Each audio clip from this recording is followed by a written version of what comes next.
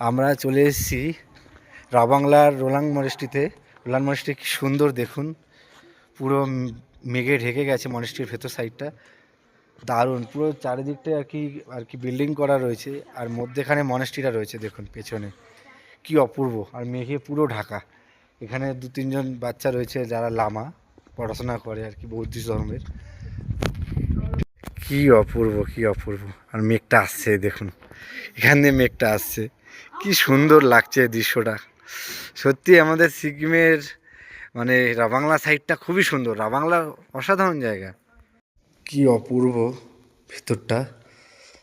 এর আগে অনেক মনেস্ট্রি দেখেছি, প্রত্যেকটা মনেস্ট্রি সুন্দর। এটাও কি সুন্দর দেখুন, দারুণ লাগছে।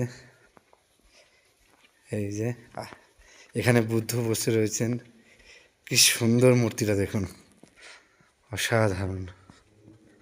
এখান থেকে দেখুন এই যে বুদ্ধের মূর্তি, কি অপূর্ব লাগছে, অপূর্ব অপূর্ব সুন্দর।